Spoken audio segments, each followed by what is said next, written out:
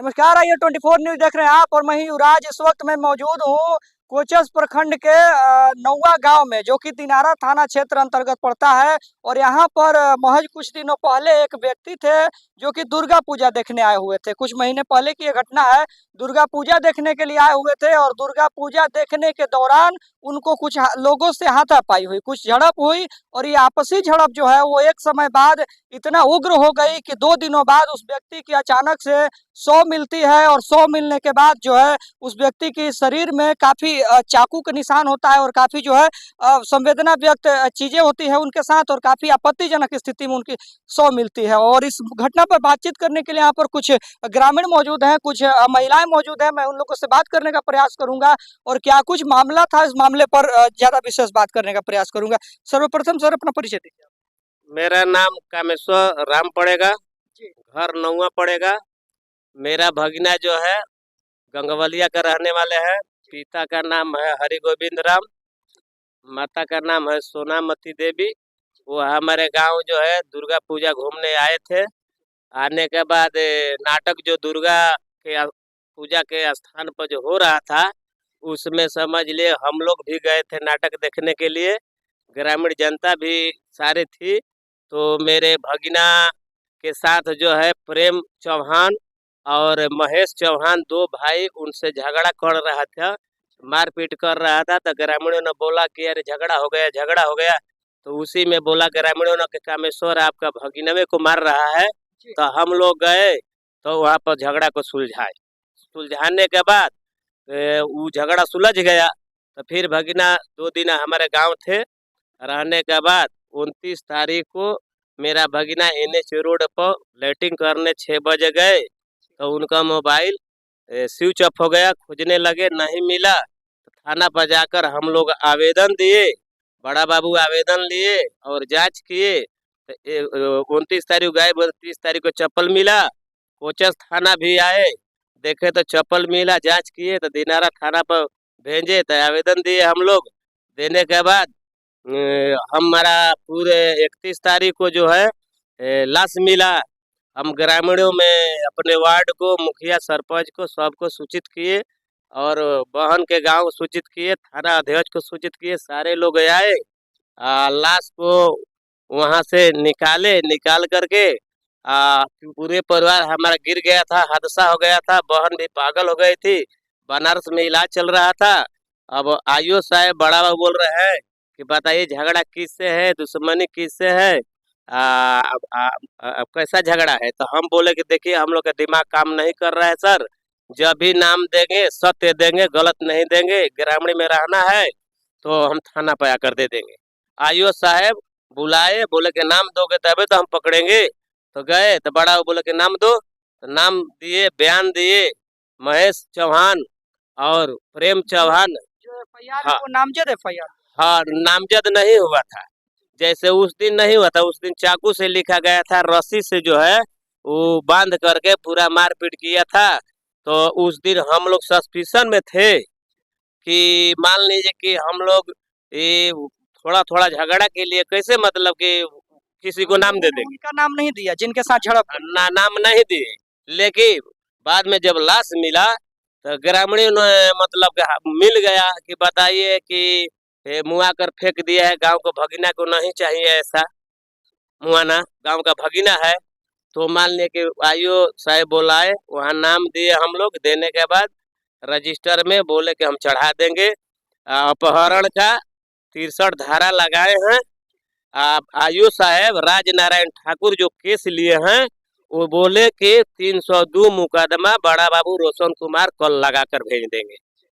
लेकिन वहाँ पर हम जाते हैं तो बोलते हैं कि पकड़ेंगे, आते हैं तो जहाँ अपराधियों उनका घर पर जाकर नहीं पकड़ते हैं, रोड शो कर करके पैरदारों के साथ आप जो भी पैरवी है फोन से मैनेज कर कर चले जाते हैं, रोड शो कर करके पकड़ते नहीं है। कहते हैं कि आपके काम कर रहे हैं, क्या कर रहे हैं। मुख्य तौर पे आरोपी कौन व्यक्ति है? क्या आप लोगों को पता है कि हत्यारा व्यक्ति आपके गांव का है या कौन है? ना गांव का है, उनका पिता का नाम है स्वर्गीय काबला चौहान। यानी आप लोगों ने नामजद FIR किया है? हाँ, उनके साथ नाम दिए हैं? नाम दिए हैं, फिर भी वो अभी भी खुले में घूम रहे हैं? हाँ खुले में बोल रहे हैं कि अभी तो इनका भगीना का मार कर फेंक दिए।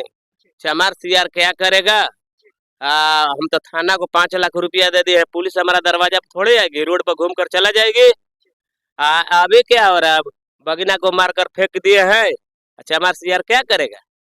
ऐसा बोलता है दारू पी के। थानाध्यक्ष कौन थे उस समय? रोशन कुमार थे। अभी भी हैं?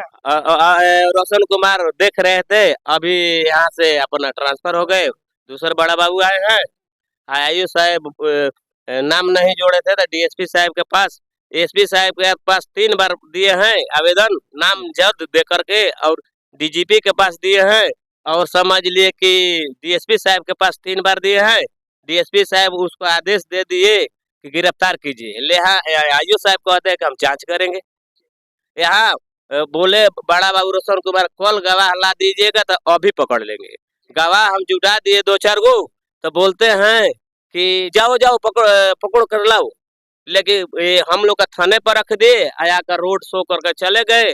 हमारे घर का महिला जो बोली कि बड़ा बाबू थोड़ा सुनिए, आयु साहब सुनिए, हम लोग कुछ बात कहेंगे, तो पैरदार के साथ बात कर रहे थे कॉलेज के पास। लेकिन आप समझ ले, रोड पर भी बात कर रहे थे, लेकिन हमारे जो महिला थे अपना बात कर रहे थे, तो वो लोग गाड़ी लेके आयु साहब राजनारायण ठाकुर भाग गए।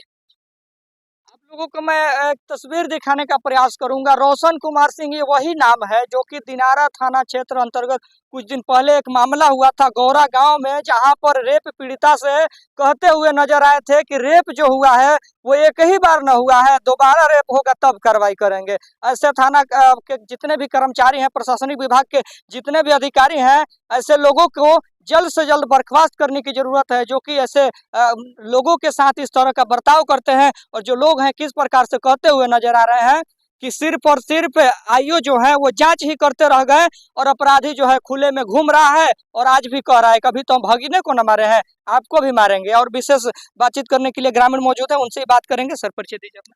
मैं रामेश्वर राम, ग्राम नौवा पोस्ट दे रहा। ये घटना का मुख्य स्रोत क्या रहा? क्यों ये घटना इतना उग्र हुआ, और क्या कुछ ऐसा रहस्य इस घटना में छुपा हुआ था जिसकी वजह से एक व्यक्ति की हत्या तक हो गई? यहाँ पर नाटक में कुछ झगड़ा हुआ था।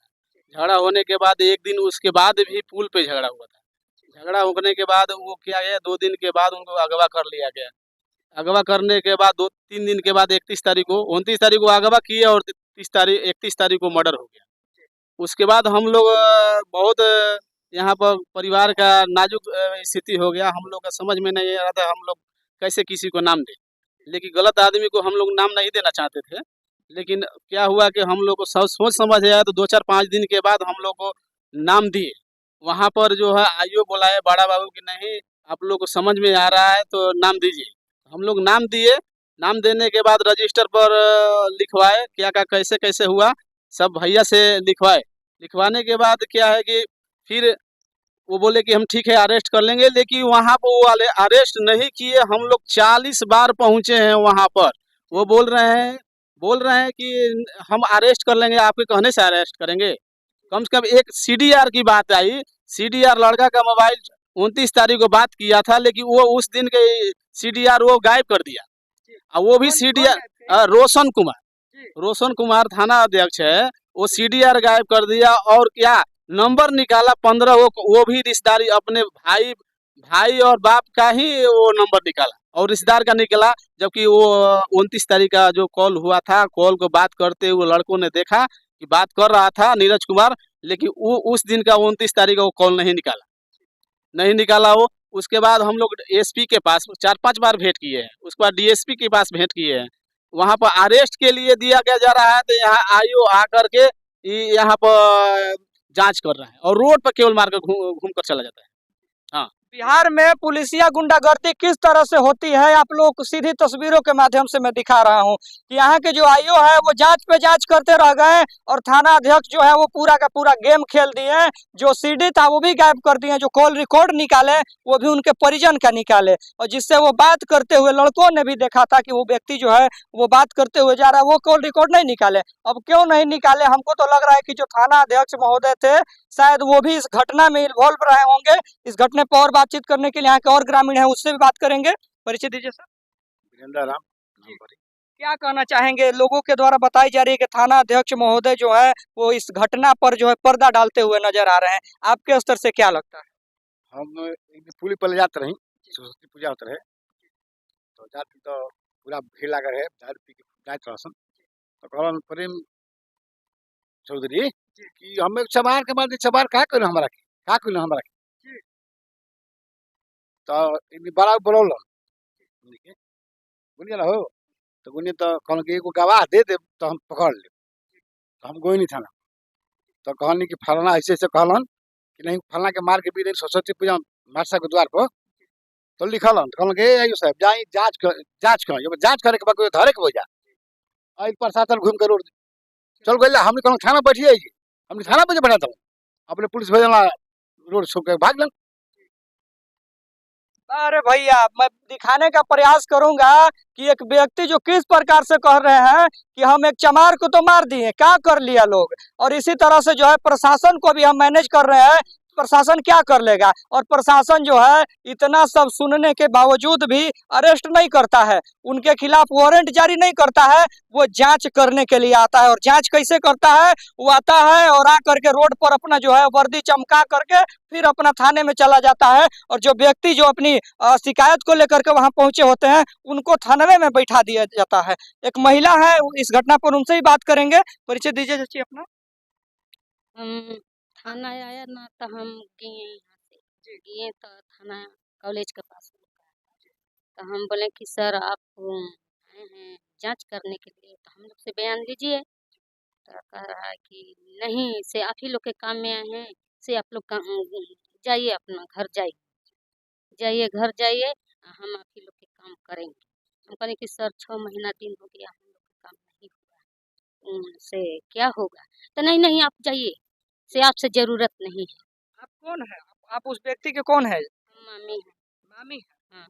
जिस तरह से एक मामी जाती है अपने भांजे का इन्वेस्टिगेशन होते हुए देखने के लिए और प्रशासन से गुहार लगाने के लिए कि महोदय आप हमारी काम को निष्पक्ष रूप से करिए और जल्द से जल्द अपराधियों को सलाखों के अंदर करिए, तो इनको कहा जाता है कि जाइए ना, हम आप ही का ना काम कर रहे हैं। अब हमको समझ में नहीं आ रहा है कि बिहार पुलिस इतना ईमानदार है कि जो लोगों को कहते हुए नजर आ रही है कि जाइए आप ही का ना काम कर रहे हैं, और काम करते हुए करीब कितना महीना हो गया सर अभी इस घटना को? 5-6 महीने। 5-6 महीने में भी वो जो अपराधी है वो खुलेआम घूम रहा है और कह भी रहा है कि एक चमार को तो हम मार दिए, क्या कुछ कर लिया वो लोग। अब देखते हैं कि भविष्य में भी क्या कर लेगा। ये मेरा दावा रहेगा यहाँ के प्रशासनिक व्यवस्था का उच्च स्तर के पदाधिकारियों से कि सख्त से सख्त वैसे पुलिस कर्मियों पर भी कार्रवाई हो, और वैसे जो भी अपराधी अगर खुलेआम घूम रहे हैं उन लोगों को सलाखों के अंदर रखने की जरूरत है, नहीं तो ये लोग जो है वो शांति व्यवस्था बिगाड़ने पे लगे हुए हैं। एक व्यक्ति मौजूद है जो कि नीले गमछे में मौजूद है, इनसे बात करेंगे। सर परिचय दीजिए अपना। सबसे पहले मैं आपके चैनल को बधाई देता हूँ, धन्यवाद देता हूँ, और संविधान बचाओ संघर्ष समिति की ओर से और इस ग्रामीण जनता को यहाँ जो प्रताड़ित किया गया हमारे समाज के, दलित समाज के, उनकी ओर से चैनल को धन्यवाद देता हूँ। आपके स्तर से घटना क्या लगती है, जिस तरह से लोग कह रहे हैं कि प्रशासनिक व्यवस्था के लोग जो है इस घटना पे पर्दा डाल रहे हैं, क्या लगता है कि सही मायने में वो इस तरह का काम कर रहे हैं या फिर जो है वो लोग कार्रवाई कर रहे हैं? देखिए, सबसे पहले मैं ये बताना चाहता हूँ कि संविधान बचाओ संघर्ष समिति के वरिष्ठ राष्ट्रीय उपाध्यक्ष की हस्ती से मैं एक खुली चुनौती देता हूँ यहाँ के प्रशासन को, ये वर्दीधारियों को, कि अगर उनको काम करना है, दलितों को न्याय देना है, तो कुर्सी पर विराजमान रहे, नहीं तो हमें उसको, अगर वर्दी का गर्मी है ना तो मेरे पास संविधान का गर्मी है, उसका पूरा वर्दी खोल कर रख दूंगा।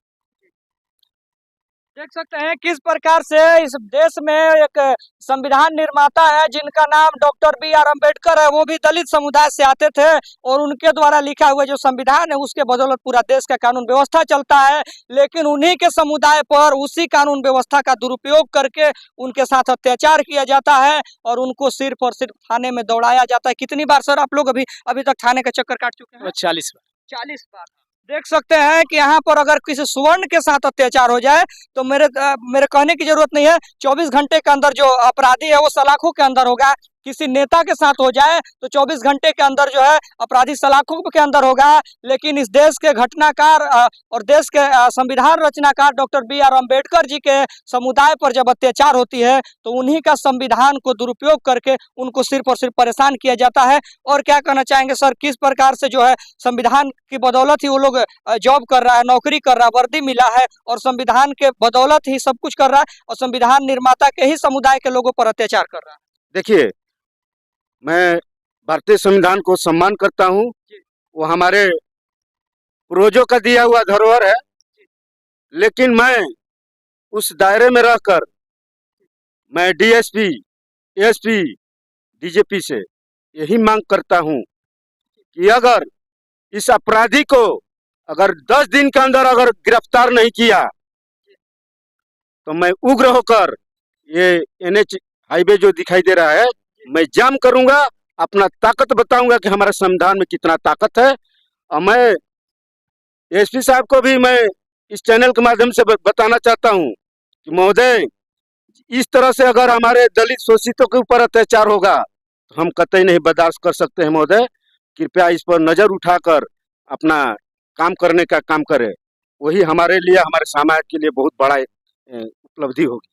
देख सकते हैं किस प्रकार से इस व्यक्ति ने कहा कि अगर हमारे साथ अगर न्याय नहीं होता है तो अंततः यहाँ पर दिखाना चाहेंगे, यहाँ पर एनएच हाईवे है और इस हाईवे को जो है हम लोग जाम करेंगे। जब ये लोग अंततः परेशान होकर के रोड पर प्रदर्शन करते हैं तो यहीं के कुछ पुलिसकर्मी जो है लाठीचार्ज करते हैं और लाठीचार्ज कर कहते हैं कि ये लोग कानून व्यवस्था बिगाड़ रहे हैं, शांति व्यवस्था को भंग कर रहे हैं।